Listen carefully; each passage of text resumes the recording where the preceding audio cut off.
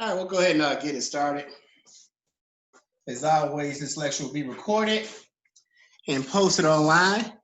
We left off last time talking about culture, traditions, values, norms that are passed down from one generation to the next. In the American context, it has often been viewed as, since again, the cultures that we had back in Africa were no longer carried on to mainland America,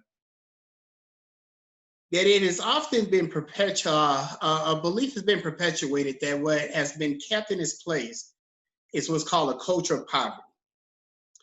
This is where some groups remain poor because they have cultural traits that make them more likely to be poor. Jasmine, some of these traits include being less willing to save money, having more kids so you can afford, not valuing education, abusing substances such as alcohol and drugs, being suspicious of government, criminal justice institutions, healthcare centers, systems of education. It is true that these are behaviors, Shindell, that if practiced generationally are more than likely to keep you poor in these United States. What is not true is that these behaviors are isolated to Black Americans. In understanding the culture of Black Americans, it's really important to understand the history, and many people outside the Black community, and oftentimes increasingly people within it, are reluctant to link chattel slavery to current day existence. And to be sure, we can't understand modern Black America by only looking at slavery. It is impossible, Jasmine, to understand Black America without not exploring slavery. Quite frankly, you can't really understand how it affects how Black or white Americans behave today without looking at the slave system. There are some important components to this that are important when we're talking. Again, keep in mind, Shindell, what we're talking about here is culture, culture, culture, culture. It is impossible to understand any group's culture without understanding the material realities that these cultures are exposed to. Some of these are featured here that I'll allow you to look through for yourself.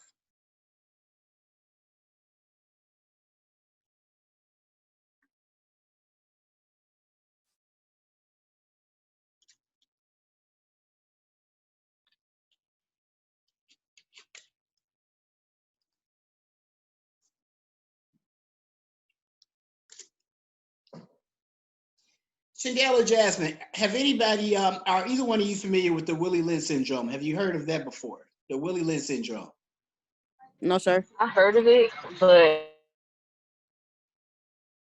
From what you heard of it, and no worries if you don't have it. I don't really know what it stands for. You want to earn some extra credit points, either one of y'all? I said, you said, do we want to earn some? I did. Yeah, I would like to earn some. Yeah. Look up Willie Lynch and be prepared on Thursday to tell me what the Willie Lynch syndrome is. Look up Willie Lynch and be prepared to tell me on Thursday what the Willie Lynch syndrome is. Okay. And look, like, make sure that you're able, like, I always encourage you to sit in on a lecture. Please make sure that you do so when you're able to give it your full attention as best you can. So when we talk about, again, like, Black American culture, again, Black American was the operative word there. Black people have cultures that spans, like, hundreds of thousands of years. Much longer, in fact, than, like, many, cultures that were formulated in Europe and then were transferred over here to the United States.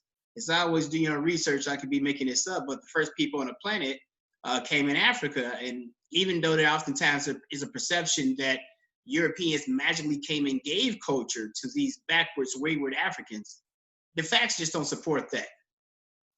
There are many complex cultures that African people left behind, including the Nok, the Mutapa, the Khoi Khoi, and the Bantu, amongst literally thousands of others. Like, it's even inaccurate to say African culture. There is no one African culture. There is no one culture of South Africa. There is no one culture of Botswana.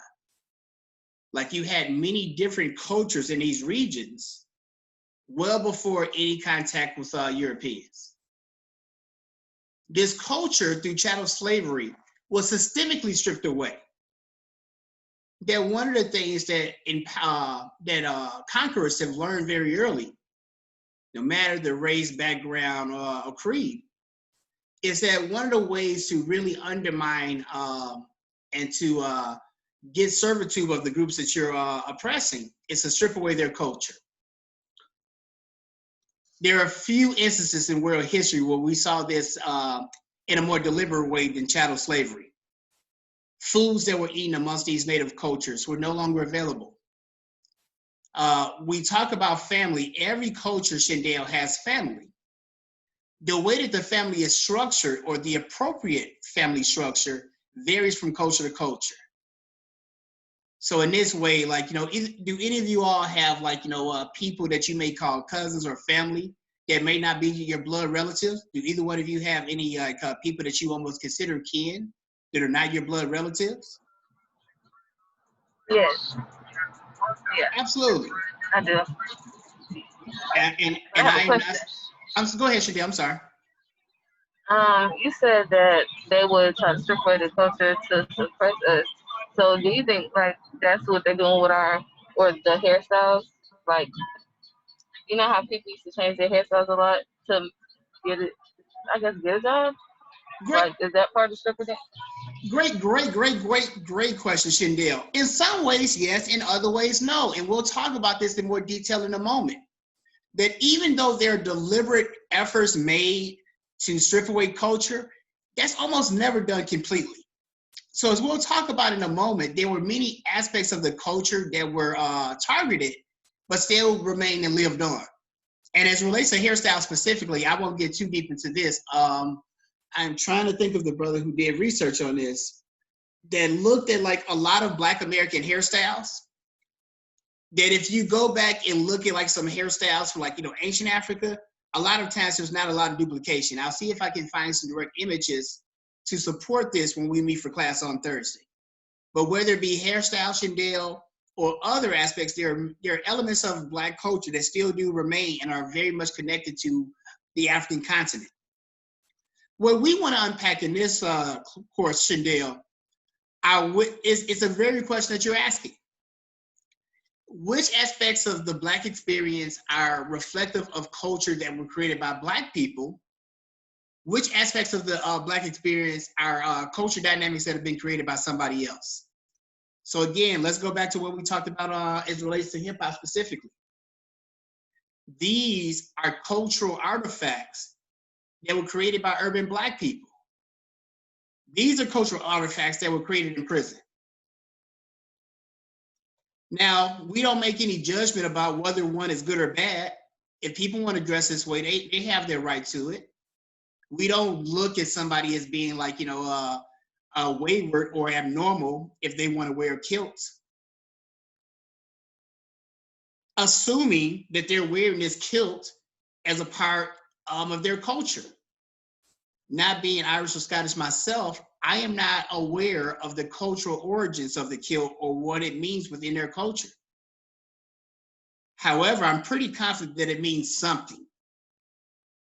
So within this realm, when we talk about our material culture, Shandell, whether it be hairstyles, whether it be clothing, whether it be jewelry, we really want to be aware of where did this come from, because otherwise we might present some false representations of ourselves. Great question. So as we talked about here, so Keyes, John Swed, Saunders, these are some of the scholars here, Jasmine, that have looked at elements of Black American culture. So for example, Jasmine, in American English, is it proper English for me to say Man, I ain't finna do nothing today. Is that proper English?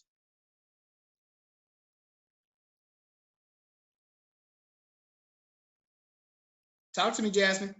I'm sorry, sir. Can you repeat that? If I say I ain't finna do nothing today, is that proper English? Oh no, that's not English. It is not. So that would be grammatically incorrect according to the English language. Am I a bad person if I speak that way? No, you're not a bad person. Absolutely. Good. Very good distinction, because sometimes people will make judgments off of language. It's just different language. I use that example because double negatives go against English grammar rules. However, and do your research on this, there are African languages that incorporate double negatives. So things that might be considered to be deviant in one culture is not in another. So keep this in mind, that whether it be our language, some of our religious traditions, our folk tales, and even the way we organize our societies, there's an African way of doing this, a European way, an Asian, a Chinese way of doing this. None of them are right or wrong. Each group does the things that are necessary and important for their culture. So you're not right if you're not incorrect if you stress, if you live in a Central American village somewhere, and the most important skill that you stress is fishing, any more than the most important skill that we stress over here is becoming familiar with technology. Both things tell you more about the cultures than the individuals. Keep that in mind. So when we talk about Blacks in America, and again, do your own research, I could be making all this up. Black culture in America, in many ways, became a bastardized and inferior form of white culture, not having Zulu culture to fall back on, not having Xhosa culture to fall back on. We emulated the culture that we saw amongst white Americans. In this way, this is why, quite frankly, in many cases, you see less of a gap between Black and white culture in the slave South than you do up north. Because a lot of poor whites and slaves interacted quite frequently. So although nothing that we had here in America, including hip hop, and follow me here, Jasmine, this is where we're going to get back into, like, the specifics of this class, the sociology of hip hop. Hip hop is by no means replacing the kind of culture that Italian Americans, Native Americans, Chinese Americans will be exposed to and be able to hand down to their children. But hip hop did challenge many of the cultural norms of mainstream America. So this is why in class, I don't have a problem at all using proper English, but I also don't have a problem at all, like, speaking fluent Ebonics. And I don't think, either one makes me more or less intelligent. Hip hop allowed Black people in America to be framed from a position of strength in a way that was very uncommon throughout American history, where we were taught and educated that, our history began in slavery, that all of our, families have always been broken, quote unquote, for generations. That Black people, again, this was justified by scripture. Do your own research, I could be making it up. That God intended for Black people to be slaves. That God viewed Black people as a cursed people. These were some of the ideas that have been handed down from generation to generation about Black people in this country. We'll talk about why these ideas persisted a little bit later. We'll get into the section on race and ethnicity. So hip hop was very important for young people like me coming of age in the late 80s and early 90s, because it really shook up these images. So you asked me before, Shandell, you still there with me, Shandell? Shandell, you out there?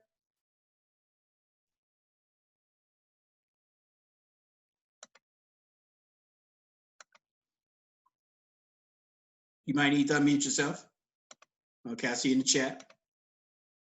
Okay, for sure. And make sure you go back and listen to this later on, Miss Thomas. So you asked me about black hair earlier, you know, and different hairstyles. And absolutely some of these hairstyles, like, you know, have persisted in spite of efforts to, you know, strip away the African culture.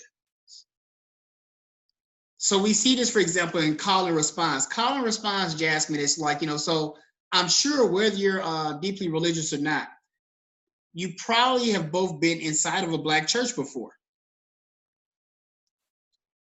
One of the things that you'll see in a church, and this is true of almost every type of black performance, that there's some level of call and response. What call and response entails, Jasmine, is the preachers up there doing their thing, but they expect some interaction from the crowd. This is different from like if you go to the opera. And yes, I have been to an opera before. Not quite the same energy as a hip hop show, but still entertaining nonetheless. But during an opera, it's expected that you sit quietly the whole time while the virtuoso, you know, or virtuosos do their thing. And then you show your recognition after the performance is done. It would be considered to be very rude and abnormal to yell something out. Beethoven's 12th is my shit. I love this motherfucker still, hell yeah. That probably wouldn't be appropriate in an opera. However, at a hip hop show a few years back, Jasmine, Lil Wayne was in concert and he walked off stage because the crowd was not energetic enough. At a hip hop show, like it's not just the performer up there, like you know, doing their thing. It's expected, and keep in mind, right, when we talk about hip hop, it is a living, breathing culture. So as we'll talk about in a moment, Shandell, when hip hop began, there were no like rap videos or rap albums. Like people was performing live in the park. And for that performance to really like hit, it requires some actions from the crowd as well. So the same way, for example, like if you're ever anywhere near an African dance troupe, Jasmine, you ain't gonna just be able to watch the performance. Before long, they're going to pull you in and you're going to have to dance with them. It's not just no, show monkey type stuff.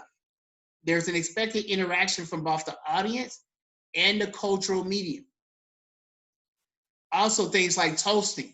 So this just speaks to like, you know, like, so this may not be as common amongst you ladies, but almost every black male I know, and quite frankly, many white males, toasting, like, you know, so like y'all have heard like, you know, people doing mama jokes and stuff like that. Jasmine, your mama is so fat that, no, we ain't cool enough for us to do no mama jokes, but you get the point. That this is something that's like, you know, unique in many ways to black culture. Is anybody, Jasmine, are you familiar with what a cipher is? What's a cipher? I think you probably. Is that like when they be rapping? It can be, but is only rapping done in a cipher? Are there other things that can be done in a cipher?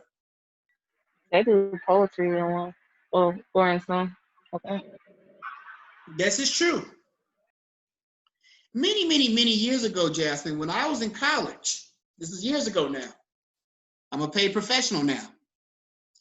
But when I would see other people smoking marijuana, I would never do that myself, being a law-abiding citizen, of course.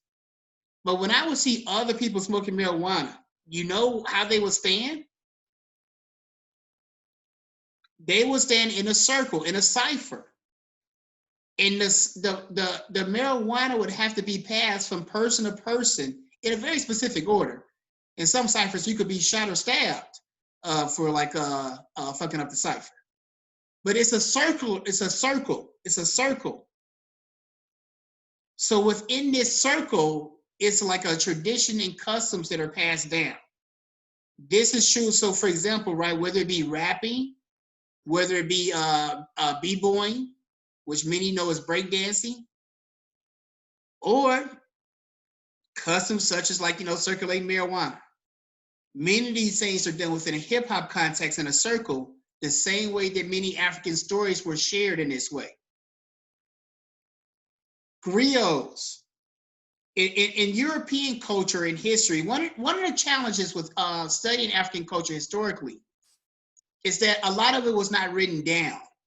African culture in many ways was an oral culture, that it was communicated verbally. In most African cultures, the individual tasked with fulfilling this role would be known as a griot. The griot would tell stories related to the culture, and that helped carry on these traditions and norms that we talked about before. Many people view this role as being played today, Shandell, amongst Black Americans, amongst hip hop MCs. That they tell stories from generation to generation. So Shandell, when you listen to Biggie Smalls, those stories that he was telling in 1994 and 1995, they're not just relevant for 1994 and 1995. Grandmaster Flash in the Furious 5 song, The Message, don't push me, because I'm close to the edge. That song ain't just relevant for 1980. There's a lot of people being pushed close to the edge right now in 2020. Listen to that song if you get a chance. You'll definitely get a chance in this class. It describes many communities that we still see today. However, Shandell, I've been very fortunate and privileged to go to some really nice schools in my life. In many of the schools that I attended, up to the PhD level, a lot of these stories weren't really told and shared. NWA's Fuck the Police, which we'll talk about again, I think next week, is a very controversial song. But one of the things that alerted me to as being a young man growing up in Chicago, okay, I thought that maybe it was just here that people have frustration with the police. You mean to tell me that people have these same feelings and sentiments in LA, and Houston, and Brooklyn, and Miami? Wow, this is amazing. Even more than that, so many historical figures. Again, Jasmine, please, please, please get into the habit of listening to lyrics. Not just the hook, not just the beats. Because when I was a young man many years ago, there were so many historically important individuals that I learned about directly through rap music. People such as Assata Shakur, people such as Steve Biko, people such as Malcolm X, people such as George Jackson. I could go on and on and on and on. It's been I have been able to earn a PhD. And that's all good, Shandell. I have been able to earn a PhD. Even with all those years of education, and please hear me, Jasmine, when I say do your own research, that's not just a cliche. It's really important that you do that. That even at this HBCU, we are still in many ways working, we're trying to change this, but in many ways working from a Eurocentric model that did not tell a lot about, the Black, Hispanic, Native American, and Asian experience. Many of these MCs fill this gap for me. I think many still do today.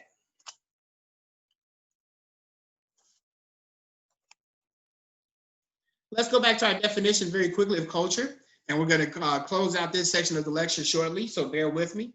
As always, Jasmine, again, I know you're getting here with a lot of information today. Please go back and review this stuff later on. Language, beliefs, values, norms, behaviors, and even material objects that are passed down from one generation to the next. That, again, it's little kids already who know, and I don't want to reduce our culture to just this, but know how to do cornrows, know how to do the cha-cha slide or the electric slide. Because these things have been passed down from one generation to the next. Shandell, your children are going to be doing a lot of these same things, but they're not going to come out of the womb knowing this. The people they're going to be exposed to, they're going to pick these things up. In America, we have many different subcultures that are somewhat distinct from the large mainstream culture. hip hop is one such subculture, and there are 4 artistic ways that this subculture is expressed. This is through graffiti. Again, every culture, Chandel, has art. This art that you see here is endemic of a specific subculture. It's not African art. It's not Asian art. It's not from the European Impressionist period. It's from a very specific subculture in a very specific place. And here, even like, we can go even deeper if we wanted to, Chandel. I can tell pretty distinctly that this is graffiti from New York City. Graffiti in LA will look a bit different. DJing is the second element. And again, I told you before, right, that there's a lot of people misrepresent mainstream American culture, and they're able to do so because we can't talk to Thomas Jefferson, George Washington, or my dude Benjamin Franklin directly. In hip hop, many of the culture pioneers still exist, including this gentleman here, who goes by the name of Kool Herc. Kool Herc. Kool Herc, Chandel, is considered to be the creative hip hop culture. The creative hip hop culture. Kool Herc. When you say that you're part of a culture, because a lot of people say that they're hip hop, but saying that you're hip hop and you're not familiar with somebody like Kool Herc makes about as much sense as saying that you identify with American culture and you don't have any working familiarity with who Thomas Jefferson or his or what his values were. It is difficult to be fully immersed in American culture without being familiar with those things. So the expectation is, Chandel, that like if your children 20 years from now get into hip hop real strong, they need to take some time to learn who Kool Herc and Afrika Bambaataa and Grandmaster Flash are, if they care about the culture. Another element is b-boying, which many people call breakdancing. The hip hop terminology for this is b-boying. And then finally, MC. Rapping is the most visible aspect, and again, we call this MCing within hip hop culture. Rapping is the most visible aspect of hip hop culture. Why do you all think this is? And Jasmine, you may be on your own here. Why do you think that rap music is the most visible component of hip hop culture? Don't worry about if your answer is wrong. Go ahead, Jasmine, I'm sorry. It's not Jasmine, but I think it's because it's catchy, if that makes sense. Not if it makes sense, but like I think it's because it's catchy. So it's easier to get into. It does make sense, but that ain't the reason. Let me ask you this. Who do you think decided that this is going to be the most popular expression? Who do you think decided this? I don't know. Corporations promoted rap music over others because it's easier to sell. That again, it is more difficult, not hard, but it is more difficult for people to make money off of b-boying. There were some attempts, and you all may be familiar with this, like Basquiat and others like that. There were some attempts to take graffiti and actually put it like in a museum and things like that. And there have been some cases where that has happened.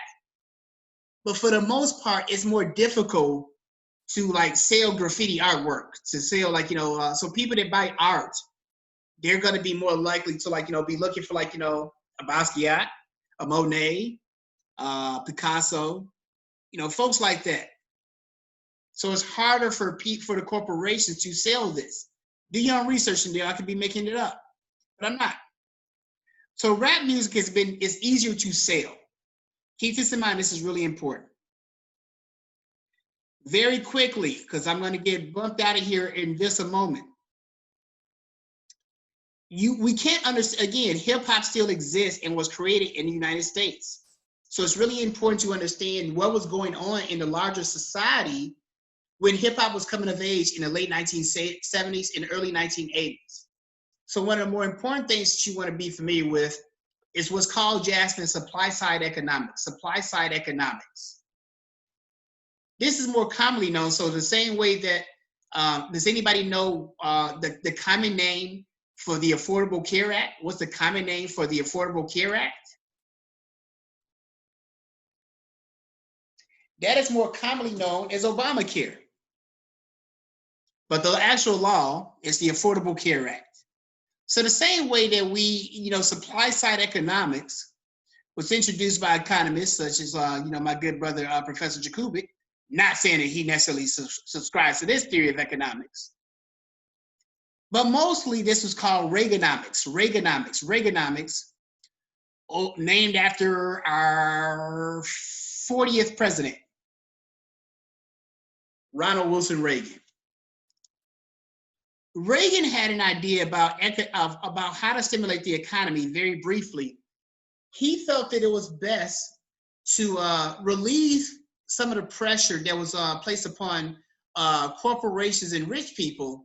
The view being that if we tax them less and we put less economic pressure on the rich, that they'll have more money to invest in their businesses, invest in their communities, and that this money that they save will, quote unquote, trickle down. It will trickle down to the rest of society. Now, Jasmine, you do your own research. This theory has proven false time and time again throughout my life. It's not only a Republican theory. Democrats such as Bill Clinton and even Barack Obama, to a lesser degree, have adopted some elements of this theory. The theory that if we improve the economic outcomes for rich people, it'll trickle down and this will improve everything for the entire society. This meant that some of the things that were provided previously for poor people, social welfare programs, after-school programs, that these things experienced dramatic cuts during the Reagan era. Culturally, we also were existing in a time where the music again in the 1960s was very countercultural. You would see music protesting the Vietnam War. I was going to say the Revolutionary War. There might have been songs protesting that as well, but we're not going to talk about that today. But there were songs protesting the Vietnam War. There were songs protesting racial injustice in America. There were songs that were like speaking to a renewed consciousness of young people in America across the board, regardless of their racial and demographic background more generally. In the 1970s, this kind of music became less popular and disco music became the dominant musical form.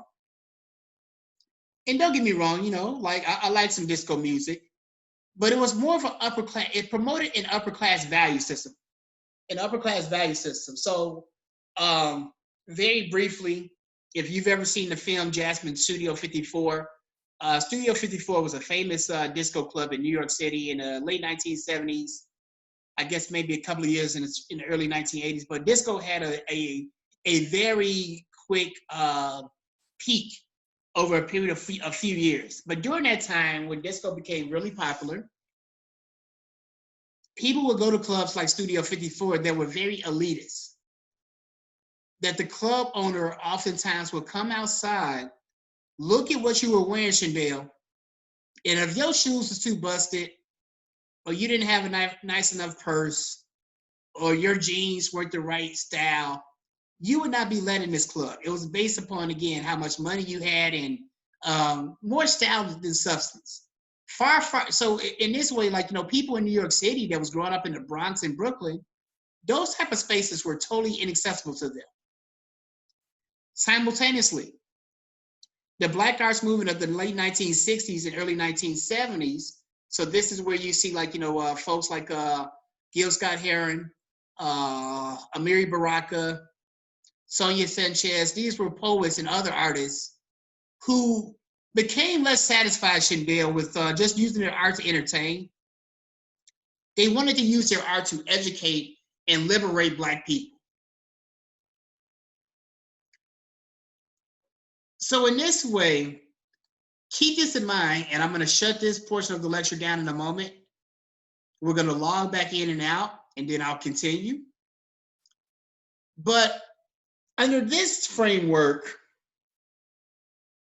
Black artists were forever more challenged to not just go out here and just make music just to entertain, but because like unfortunately, for many Black people in Black professions, you don't get to just be a musician. You don't get to just be an athlete. You don't get to just be a politician. You don't just get to be a social worker. You don't get to just be a professor. For better or for worse, there's an expectation that you use your position to improve your community in some form. And that was certainly an expectation of the artists of the late 1960s and early 1970s. And that very much was an expectation of early hip hop artists, and it's remained an expectation ever since. As Zoom is going to bump us out in a moment, I'm going to cut off this portion of the lecture. I'm going to resume in Zoom at approximately 1:45 p.m. Again, we're going to resume in Zoom at 1:45 p.m. You're welcome to join me at that time.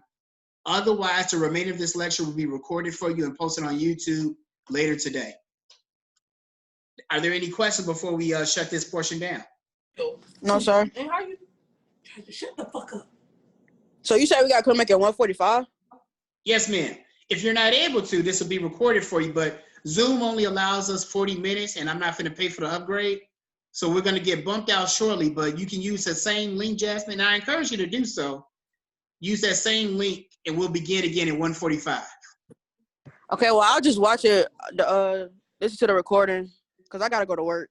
For sure. Do your thing, make your money, and please go back and look at this again when you get some time over the next couple of days. Get started on that first writing assignment, and let me know if you have any questions. Okay, thank you. Thank you.